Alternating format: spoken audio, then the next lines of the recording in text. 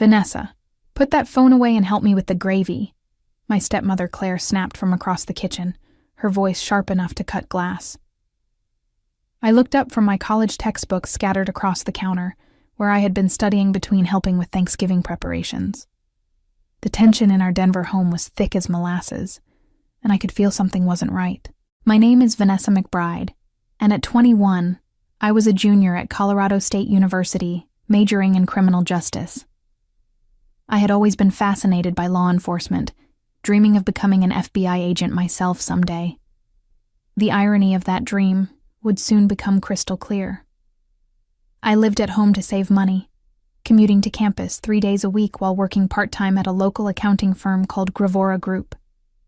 My father, Thomas McBride, owned a successful import-export business that had afforded us a comfortable life in an upscale neighborhood near Cherry Creek.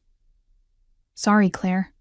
I was just finishing this chapter on federal investigations, I said, closing my criminology textbook and moving toward the stove. The smell of turkey and stuffing filled the air, but underneath it all was an undercurrent of anxiety I couldn't shake. Always with your nose in those books, Claire muttered, her perfectly manicured nails clicking against the wooden spoon as she stirred. Your father works hard to provide for this family. The least you could do is show some appreciation during the holidays. I bit my tongue. Claire had married my father 3 years ago, 6 months after my mother died in a car accident. She was only 15 years older than me, and she never let me forget that she was now the lady of the house. My father seemed different since their marriage. More secretive, more paranoid, taking calls at odd hours and disappearing for mysterious business trips. Where is Dad anyway? I asked, glancing at the clock. It was nearly 4 p.m. and our guests would arrive soon. He had to take an important call in his office. Something about a delayed shipment from overseas, Claire replied, but her voice wavered slightly. You know how demanding his clients can be. Through the kitchen window, I noticed a dark sedan parked across the street that I didn't recognize. It had been there all morning, and something about it made my skin crawl. Call it intuition, or maybe all those criminal justice classes were making me paranoid, but I had the distinct feeling we were being watched. The car's tinted windows revealed nothing, but I could sense eyes on our house.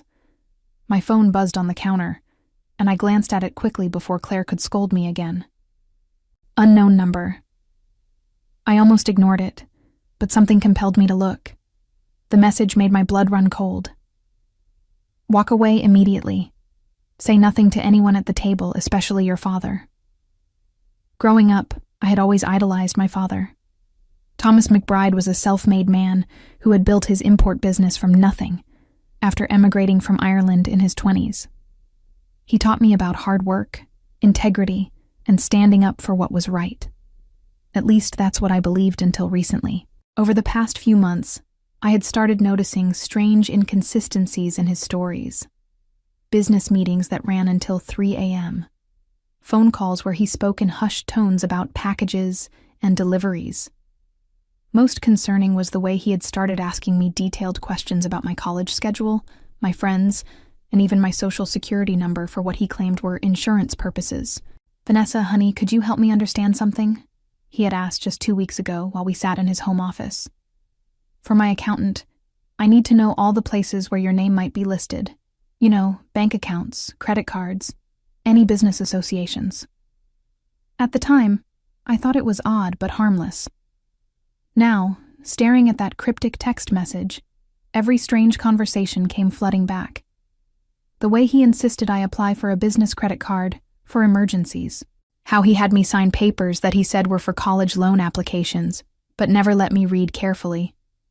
The way his business partner, Victor Kozlov, always looked at me with an uncomfortable intensity whenever he visited our house.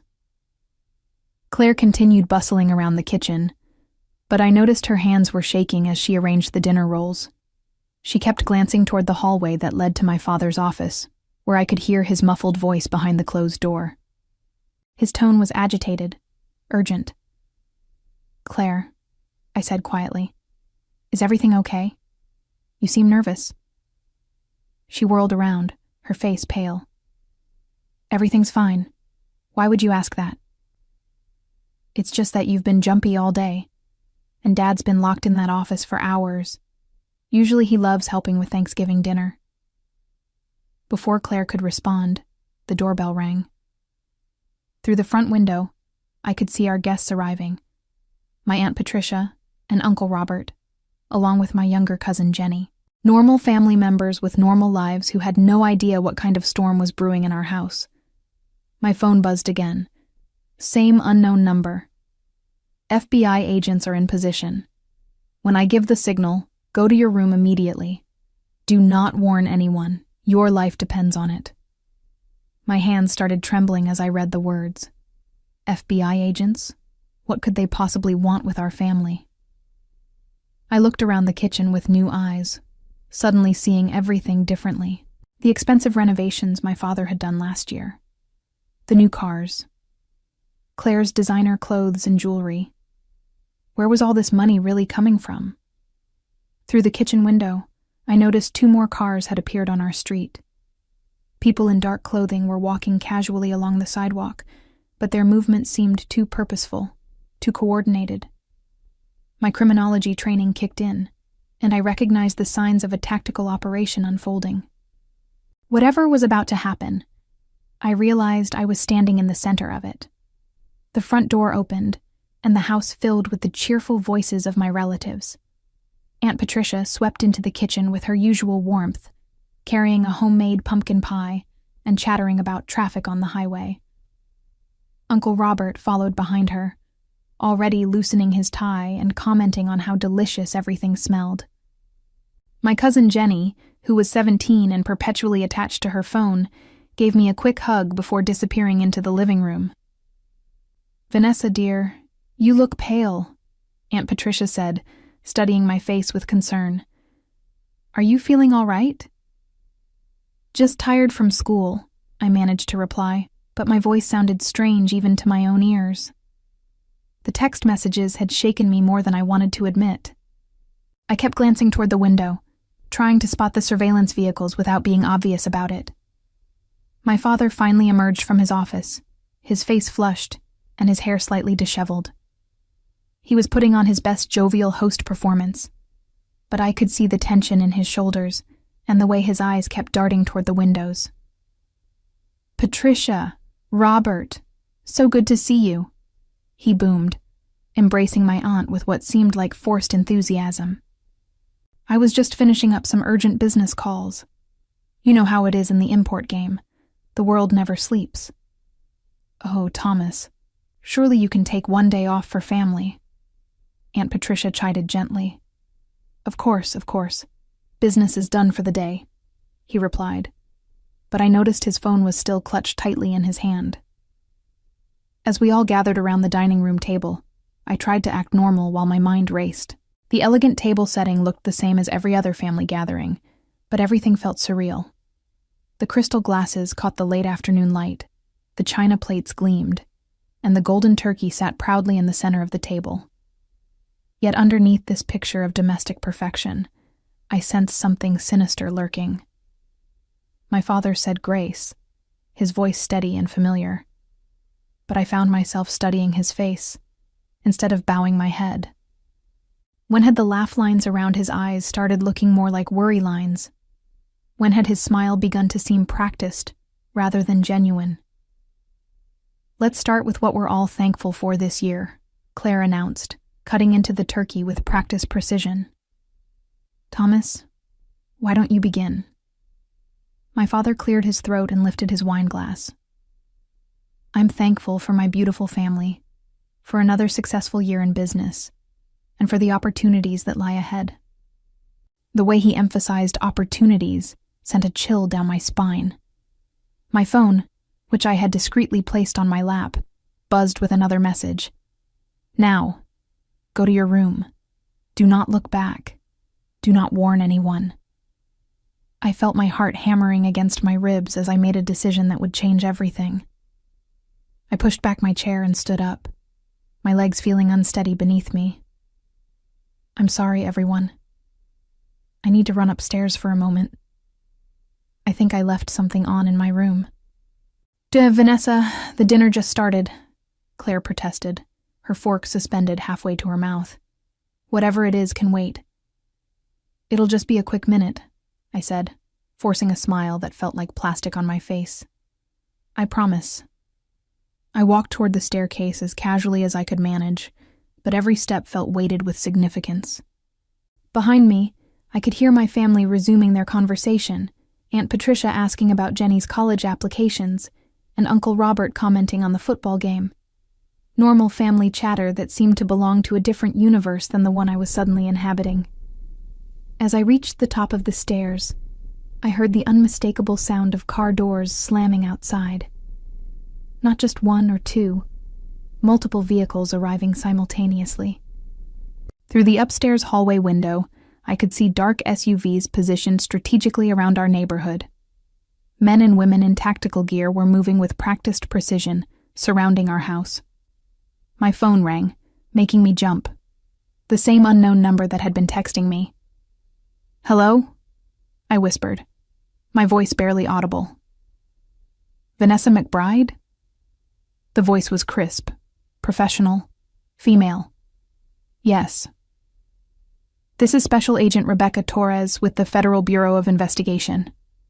I need you to listen carefully and follow my instructions exactly. Your life may depend on it."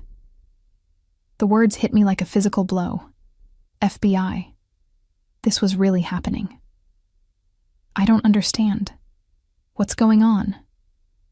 "Your father's business is not what you think it is. We have evidence that he's been using your identity to facilitate illegal arms trafficking. You're not just an innocent bystander. You're being set up as a fall guy for federal crimes." The hallway seemed to spin around me. Arms trafficking? My father? The man who had taught me to ride a bike and helped me with my homework was a criminal? "That's impossible," I breathed into the phone. "He imports textiles and furniture." "Vanessa, listen to me. In about 30 seconds, we're going to execute a federal warrant on your house. Your father is expecting this. We believe he's planning to eliminate any witnesses who could implicate him. That includes you." The words "eliminate witnesses" sent ice through my veins. "You're saying my father wants to kill me?" "We have recorded conversations indicating that he views you as a liability. He's been using your personal information to create shell companies, forge documents, and launder money from weapon sales. If he goes down, he's planning to make it look like you were the mastermind." Downstairs, I could hear the conversation continuing normally. Jenny was laughing at something Uncle Robert had said. Claire was asking if anyone wanted more wine. The domesticity of it all felt obscene given what I was learning. "What do I do?" I whispered. "Stay exactly where you are. Do not go back downstairs under any circumstances. We're coming in through the front door in 10 seconds. Your father may try to call you down. Do not respond." As if on cue, my father's voice boomed up the stairs. "Vanessa, come down here, sweetheart. Your Aunt Patricia wants to tell you about her trip to Europe." My blood turned to ice. The timing was too perfect, too convenient. Agent Torres was right. He was trying to get me back downstairs before the FBI arrived. "Vanessa!" my father called again, his voice sharper this time. "Come down here right now!" Through my bedroom window, I could see tactical officers taking positions around our house, snipers on neighboring rooftops, armored vehicles blocking both ends of our street. This wasn't just an arrest. This was a major federal operation. "They're here," Agent Torres said through my phone. "Whatever happens next, do not move from where you are." The front door exploded inward with a tremendous crash. Shouts erupted from downstairs. "FBI, federal agents, everyone on the ground!" I could hear my aunt screaming, chairs scraping against the floor, and my father's voice raised in furious protest. But what chilled me most was Claire's reaction, or rather, her lack of one. Instead of surprised screams, I heard her say in a calm, resigned voice, "Thomas, they know everything." The sounds from downstairs were chaos incarnate. Heavy boots thundered across our hardwood floors. Multiple voices shouted commands. "Hands where we can see them. Do not move. Secure the perimeter." Through my phone, Agent Torres kept me informed. Your father just tried to reach for something in his jacket. My colleagues have him restrained. Your stepmother is being cooperative. She's been working with us for the past 6 months. Claire's been working with the FBI? The revelation hit me like a sledgehammer. Everything I thought I knew about my family was crumbling in real time. She contacted us after discovering your father's illegal activities. She's been providing information about his operation while trying to protect you. The reason she's been so tense lately is because she knew this day was coming. Downstairs, I could hear my Aunt Patricia crying and demanding to know what was happening. Uncle Robert's voice was raised in confusion and anger. My cousin Jenny was sobbing. These innocent family members had been dragged into a federal takedown because of my father's crimes. Vanessa, I need you to understand something, Agent Torres continued. Your father has been planning to disappear after this Thanksgiving dinner. We found evidence that he intended to fake your death and flee the country with the money he's stolen. You were never meant to survive today. The words made my legs give out, and I sank to the floor of the hallway. My own father, the man who had raised me, who I had loved and admired, had been planning to murder me. The betrayal was so complete, so devastating, that I couldn't even process it emotionally. Why? I whispered. Why would he do this to me? Money and desperation. His arms trafficking operation was worth millions, but it was falling apart.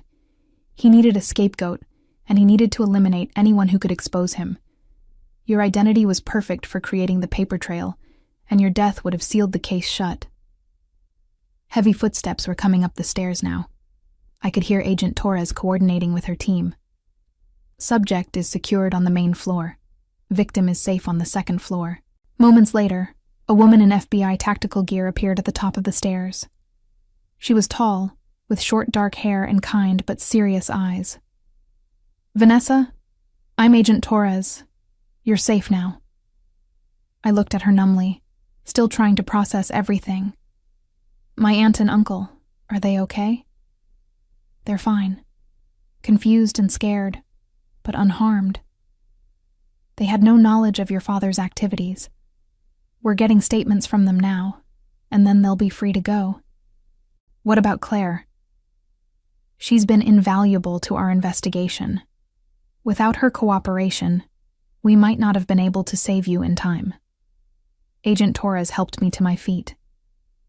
She genuinely cares about you, Vanessa. That's why she risked everything to help us. From downstairs, I could hear my father's voice, no longer the warm paternal tone I knew, but cold and calculating. You have nothing concrete. Everything you think you know is circumstantial. Then I heard Claire's voice, stronger than I had ever heard it. Thomas, stop. They have the recordings. They have the financial records. They have everything. You recorded me? My father's voice was filled with rage and disbelief. You treacherous. I protected your daughter, Claire shot back. Something you were never willing to do. Agent Torres looked at me with sympathy. I know this is overwhelming, but I need you to understand. You're not in trouble. You're a victim here. However, we're going to need your help to make sure your father pays for what he's done. Agent Torres led me downstairs, where the scene looked like something from a crime drama. FBI agents were photographing everything, bagging evidence, and coordinating through their radios. My aunt and uncle were seated on the living room couch, looking shell-shocked, but physically unharmed. Jenny was clinging to her mother, tears streaming down her face.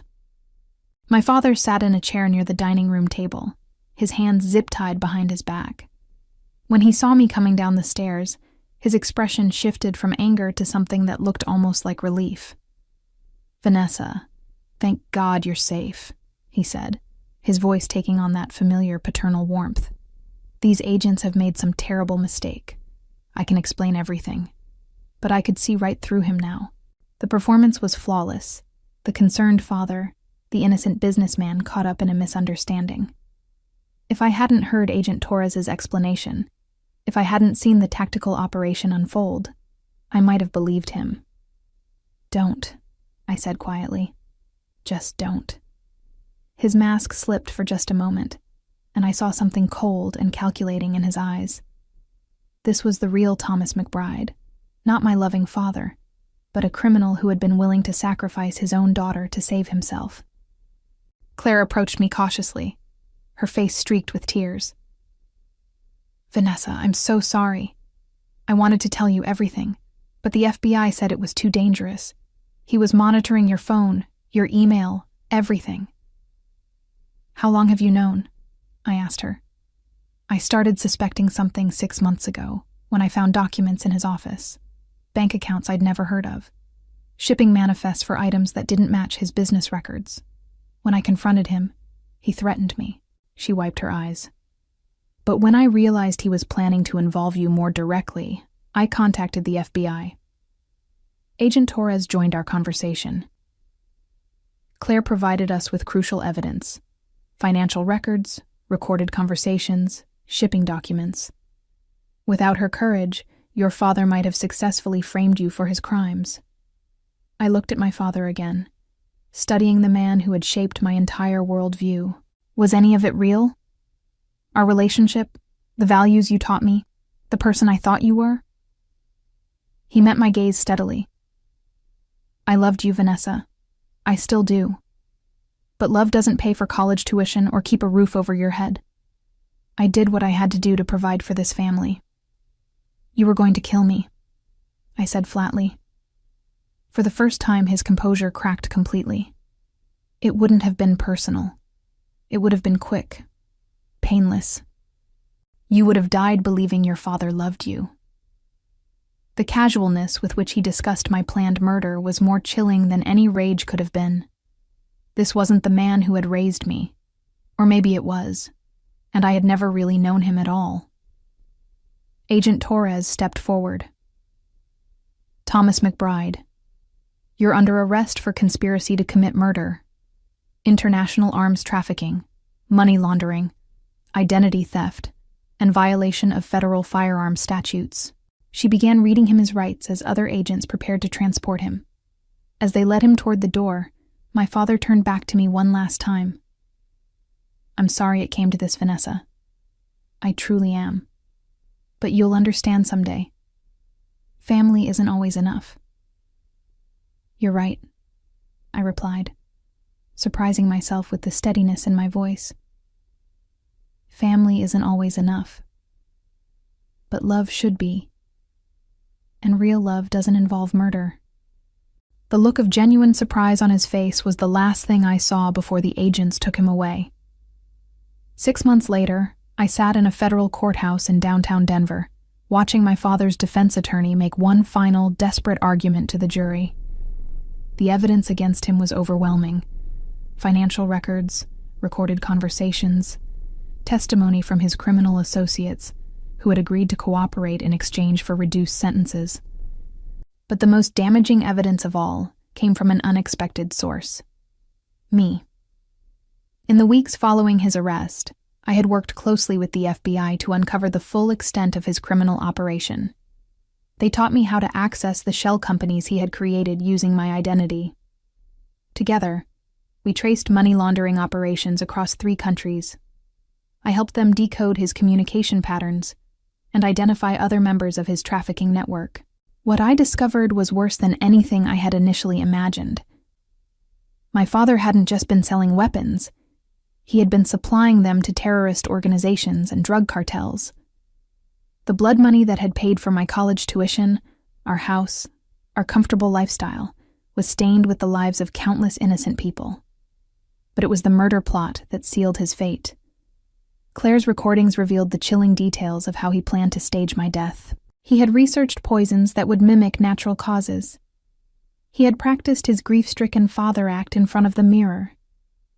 He had even written a fake suicide note in my handwriting, claiming I couldn't live with the guilt of my crimes. "Ladies and gentlemen of the jury," the prosecutor said in her closing statement, "Thomas McBride didn't just betray his country. He betrayed the most sacred trust of all, that between a father and daughter. He was willing to murder his own child to avoid accountability for his crimes." As the jury filed out to deliberate, my father's eyes met mine across the courtroom. I felt nothing. No love, no hatred, no sadness. Just a cold satisfaction that justice was finally being served. The jury deliberated for less than 3 hours. When they returned, the foreman stood and delivered their verdict. Guilty on all counts.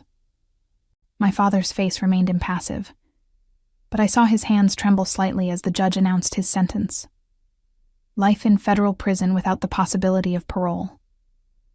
As the guards led him away in shackles, I felt a profound sense of closure. The man who had raised me was gone, but the monster who had planned to kill me was finally being held accountable. Outside the courthouse, Agent Torres found me on the steps. "How do you feel?" she asked. "Free," I replied, and meant it. For the first time in months, I feel completely free. Claire joined us, her face showing the relief of someone who had carried a terrible burden for too long. "Thank you," she said to me, "for being strong enough to see this through." "Thank you for saving my life," I replied. "I know it couldn't have been easy." She smiled sadly. "You're the closest thing to a daughter I've ever had. I couldn't let him hurt you." Agent Torres handed me a business card. "I meant what I said before. If you're still interested in a career with the FBI, you have my recommendation. What you've accomplished over these past 6 months, the way you've helped us unravel this case, shows exactly the kind of integrity and intelligence we need." I looked at the card, thinking about my childhood dreams of becoming an FBI agent. Those dreams had been born from watching my father, believing he represented justice and moral courage. Now I knew the truth about him, but somehow that made my calling even clearer. "I'll think about it," I said, but I had already made my decision. Years later, Thomas McBride died alone in federal prison, his arms trafficking network completely dismantled, and his co-conspirators serving lengthy sentences. His reputation was destroyed, his assets seized, and his name became synonymous with betrayal in law enforcement circles.